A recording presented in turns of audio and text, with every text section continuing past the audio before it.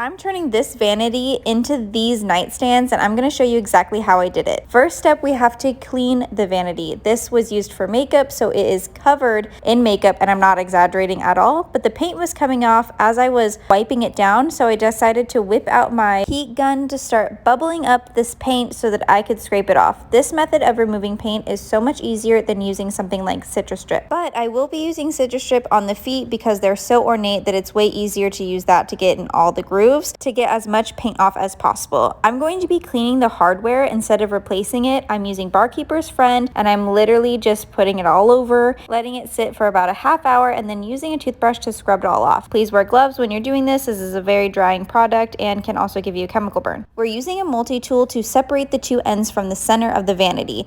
As you can see, we drew a straight line to make sure it was super even, and then we're just cutting away with the multi-tool.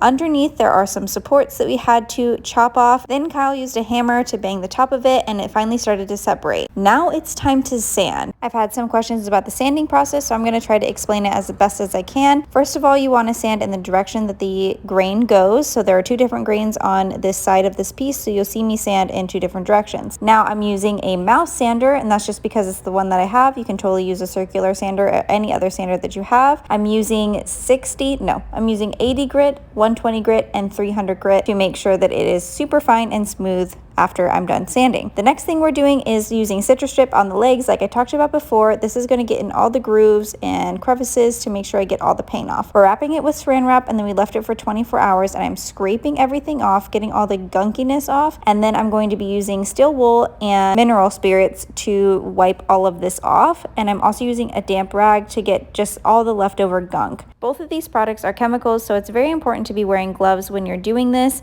I actually got some mineral spirits inside my glove. I had to go to the urgent care, but everything's fine. It was only a first-degree burn. Just be careful. It's now time for the fun part, the stain. This is pre-stained. This makes sure that your stain goes on evenly. You don't have any blotches or anything like that. I've seen some people do water before staining, but please do your own research before you do something like that. Both the pre-stain and the stain are both by Varathane. The stain color that I'm using is called Provincial. I really like this color. I think it came out as close as I could get to the original without being too red. There is multiple different types of wood in here, so there is varying colors, but I think that is kind of what gives it character. I'm going to be using a polyurethane to seal all of this. I did 2 coats on the top and then 1 coat on the full body, except for the drawers did get 2 coats as well. I have videos on my page of each step that goes more in depth, so if that's something you're looking for, go check that out, and then click that follow button and share this video with a DIY friend for more videos like this one, because we have so many more planned.